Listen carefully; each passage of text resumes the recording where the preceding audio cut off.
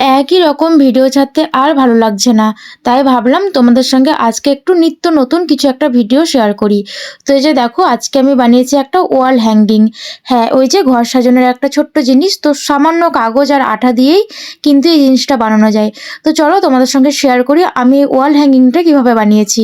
তো এই যে দেখো আমি দুটো আর্ট পেপার নিয়ে নিয়েছি, আর এই আর্ট পেপারগুলো কিন্তু অতটাও মজবুত না, মানে ওই আর কি একদমই নরম টাইপের।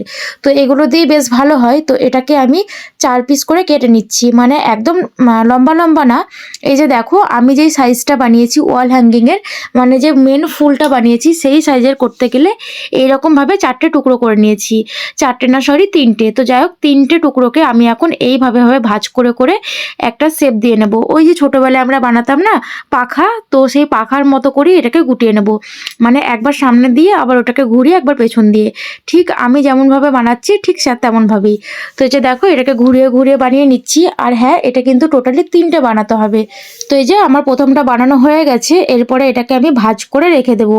ঠিক আমি একদম যেমন করে করছি তোমাদেরও কিন্তু সেমভাবেই করতে হবে। তো এই যে দেখো একদম মিডিল করে এটাকে ভাঁজ দিয়ে দিয়েছি। তো এটাকে ভাঁজ করে এভাবে সাইডে রেখে দেবো, তারপরে আরও বাকিগুলো বানিয়ে নেব। এই যে বাকিগুলো প্রায় হয়ে গেছে। এরপর আমি দেখছি মাপঝোপ করে যে এটা কি হবে কি না, নাকি আরও এক্সট্রা আরও একটা বানাবো। তো আর বানাতে হয়নি, আমার 3টেতেই হয়ে গেছে। তো তারপরে এই যে দেখো একটার সঙ্গে আর একটা আঠা দিয়ে চিপকে দিলেই হয়ে যায়, মানে বেশ ফুল মতো একটা হয়ে যাবে। তো আমি এখানে জল আঠা ইউজ করেছি, তোমরা জল আঠাটা কিন্তু একদমই ইউজ করো না, কারণ ওই আঠাটা না খুবই সময় লাগে মানে শুকিয়ে যেতে, বা এটাকে একসঙ্গে জয়েন করতে খুব সময় লাগে। তাই ওটাকে একটু অন্য কিছু আঠা দিয়ে তোমরা চেষ্টা করো। তো যাই হোক তারপরে এই যে দেখো এটাকে বানানোর পরে আমি মেপে নিলাম যে আর বানাতে হবে কিনা, তা দেখলাম যে না 3টের মধ্যেই হয়ে যাবে।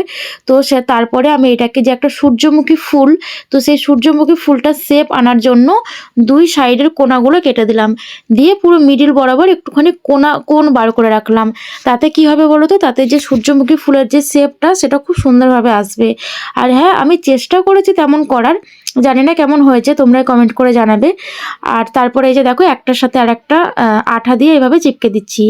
আর সেমভাবে আমি ছোটও বানিয়েছিলাম 4টে মতো, একদম সেম ভাবে, তবে সাইজটা একদমই ছোট। এই যে দেখো আমি যেই সাইজে বানিয়েছি ঠিক সেই সাইজে, আর একদমই কিন্তু সেম ভাবে, মানে আগেরটার মতোই।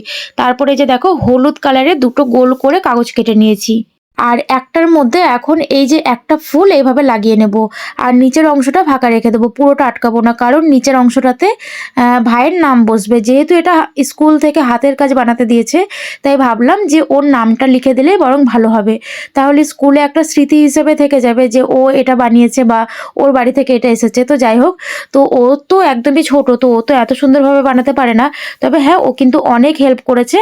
তবে আমি মোটামুটি ওকে হেল্প করে দিয়েছি, কিন্তু ওই বেশিরভাগটা করেছে, মানে কাগজ টাগজ কাটা ফাটা এগুলো ওই বেশিরভাগটা করেছে। তো যাই হোক তারপরে দেখো ব্যাক সাইডে মানে পেছন দিকটাতে আমি এই হলুদ কাগজটা একদিকে লাগিয়ে দিয়েছি, আর সামনের দিকে ওই কাগজটা লাগিয়ে দিয়েছি। তারপরে এখানে ক্যালেন্ডার দিয়ে আমি 3টে স্টিক বানিয়েছি, একদম এই যে দেখো যেভাবে আমি করছি, গুটিয়ে গুটিয়ে গুটিয়ে 3টে স্টিক বানিয়েছি। তারপরে একটা স্টিকে ওই ছোট্ট ফুলগুলোকে লাগিয়ে দিয়েছি, দিয়ে আঠা দিয়ে পেছন দিকটাতে স্টিকগুলো চিপকে দিয়েছি, আর সাথে একটা দড়িও চিপকে দিয়েছে যাতে দেওয়ালে ঝোলানো যায়। তো যাই হোক আমার হাতের কাজটা তোমাদের কেমন লাগলো অবশ্যই কমেন্টে জানিও। টাটা।